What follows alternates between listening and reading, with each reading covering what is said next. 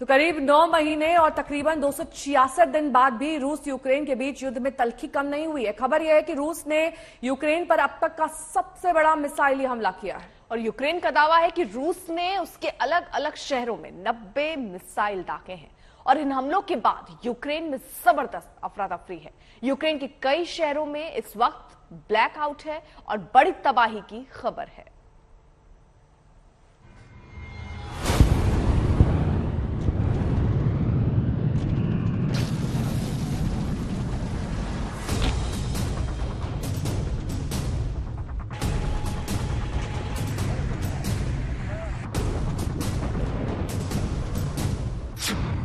Ukraine पर अब तक का सबसे बड़ा हमला। यूक्रेन पर एक साथ 90 मिसाइलों से अटैक। यूक्रेन पर ताबड़तोड़ मिसाइलों की बौछार। बौखलाया रूस यूक्रेन को तबाह करने पर अड़ा। यूक्रेन से युद्ध में फुल एंड फाइनल हिसाब की घड़ी।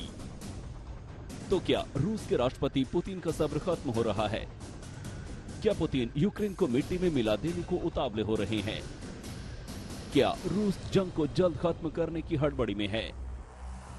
खतरा बढ़ रहा है, हालात हाथ से फिसल रहे हैं, संकेत अच्छे नहीं दिख रहे।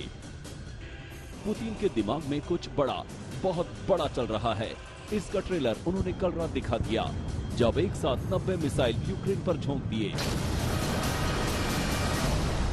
अमेरिका अगर ये कह रहा है कि ट्रेजेक्टरी ऐसी लग नहीं रही है कि रूस की तरफ से हो सकता आया हो, लेकिन हम जांच करवाएंगे इसका, तो इसके मायने हो जाते हैं कि कोई भी हमला अगर हुआ है तो आज के दौर में पता लगाना मुश्किल नहीं होता है। आप उसके पाथ को ट्रेस कर सकते हैं, आप देख सकते हैं कहां से वो हमला आया है, आप ये देख सकते हैं कि उसका जो निर्माण हुआ है वो वाकई वहां पर है, उसकी सीरियल नंबर से बहुत सारी चीजों की पहचान हो सकती है। तो ये सारी चीजें अब नेटो देश जो है उसको जांचेंगे। नेटो देश इसीलिए जांचेंगे क्योंकि पोलैंड नेटो का मेंबर है और नेटो के ऊपर ये जिम्मेदारी हो जाती है कि वो जांच करे कोई भी कदम उठाने से पहले। यूक्रेनी सरकार का दावा है कि रूस ने तमाम इलाकों पर मिसाइल से हमले किए। ऊर्जा क्षेत्र के प्रतिष्ठान, कारोबारी क्षेत्र के प्रतिष्ठान, रिहायशी इलाके, सब पर रूस ने अंधाधुंध मिसाइल दागा है। यूक्रेन की राजधानी कीव को इन मिसाइल हमलों से खासा नुकसान हुआ। यूक्रेन के कई अन्य शहरों में भी इन मिसाइल हमलों से भारी बर्बादी हुई है, लेकिन बावजूद इसके ज़ेलेंस्की ने रूस से आखिरी दम तक लड़ने का दावा दोहराया है। चंद रोज पहले ही यूक्रेन ने खेरसोन को रूसी कब्जे से आजाद करने का दावा किया था। खेरसोन हमेशा से रूस के टारगेट पर था। पुतिन आर्मी ने वहां भयानक तबाही मचाई थी, लेकिन खेरसोन से रूसी सेना के पीछे हटने को ज़ेलेंस्की ने बड़ी जीत बताया था और इसे युद्ध के खात्मे की शुरुआत तक कहा था।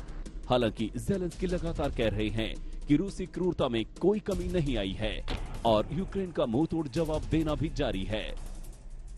यूक्रेन पर एक साथ 90 मिसाइल दागकर पुतिन ने दुनिया को अपने इरादे बता दिए हैं। कोई नहीं जानता कि युद्ध आने वाले दिनों में क्या रुख लेगा। आज तक ब्यूरो। एक मिसाइल ने पूरी दुनिया में खलबली मचा दी। यूक्रेन की सीमा से सटे पोलैंड में एक हिस्से में मिसाइल गिरी तो पहले इसे रूसी हमले के तौर पर देखा गया और मिसाइल गिरते ही खबर आते ही G7 की इमरजेंसी बैठक बुला ली गई। दुनिया भर के नेताओं की प्रतिक्रिया आने लगी और लगा कि हालात और बिगड़ जाएंगे। लेकिन अब ये जानकारी मिल रही है कि पोलैंड पर गिरने वाली मिसाइल यूक्रेन की ही थी।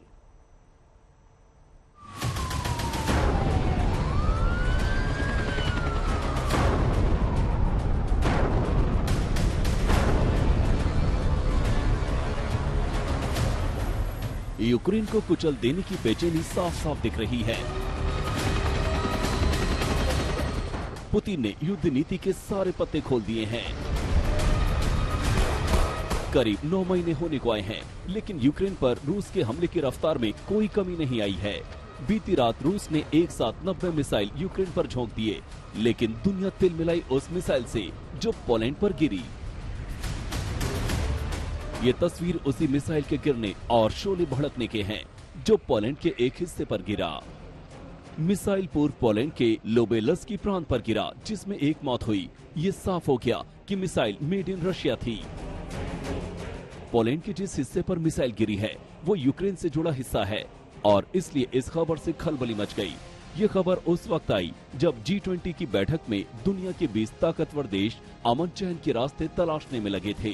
खबर आते ही अमेरिका के राष्ट्रपति जो बाइडेन फौरन एक्शन में आ गए। G7 देशों की फौरन इमरजेंसी बैठक बुला ली गई। नाटो के सदस्य देश फ्यूचर प्लान बनाने में जुट गए। आर्टिकल 4 के तहत नाटो के राजदूतों की बैठक बुलाई गई। पोलैंड ने रूस के राजदूत को फौरन तलब कर लिया। हालात अचानक और बिगड़ते दिखने लगे। पोलैंड पर मिसाइल गिरने को रूस का तो साहस माना गया। लगा कि युद्ध कहीं और भयानक शक्ल न ले, लेकिन बाइडेन ने जांच की बात कह दी। पोलैंड में मिसाइल गिरने की खबर सामने आते ही यूक्रेन के राष्ट्रपति ज़ेलेंस्की का संदेश सबसे पहले सामने आया। ज़ेलेंस्की ने रूसी खतरे से फिर आगाह किया, खासकर पोलैंड को। देखिए, युद्ध के समय इस तरह की चीजें होती हैं। युद्ध की शुरुआत में रूस की तरफ से ये कोशिशें हो रही थी दिखाने की कि यूक्रेन की तरफ से भी किस तरह का अग्रेशन हो रहा है, और उस समय बेलारूस का एक मामला सामने आया था। अब ज़ेलेंस्की बहुत दिनों से चाह रहे हैं कि किसी तरीके से वापस अटेंशन आए, क्योंकि एक समय होता है जिसके बाद जो युद्ध होता है वो स्टैग्नेट कर जाता है। पूरी लड़ाई यूक्रेन के लोगों को ही लड़नी है, यूक्रेन की एक देश के तौर पर ही उसे लड़नी है, और वो शुरुआत से चाह रहा है कि सैन्य तरीके से मदद मिले उन्हें वहां पर कोई आगे आ नहीं रहा है। अब कोई नेटो देश अगर इसमें इन्वॉल्व हो जाता है तो सीधे सीधे इन्वॉल्व होना पड़ेगा जो बाकी देश हैं उन्हें, जिससे ये युद्ध का एक निष्कर्ष आ पाएगा, नतीजा आ पाएगा। इसीलिए आशंका हमेशा ये रहती है कि युद्ध में अगर दो देश इन्वॉल्व हैं तो उसमें क्या एक पर आरोप लगाने वाला दूसरा देश किसी तरीके से ये कोशिश कर रहा हो कि कोई एक तरह से पब्लिक ओपिनियन बने। ये सारी चीजें होती हैं, लेकिन ये केवल आशंकाओं का दौर है। कूटनीतिक मोर्चे पर कवायदें चल तो रही हैं, लेकिन रूस यूक्रेन का युद्ध हर दिन के साथ ज्यादा उलझ रहा है। आज तक ब्यूरो।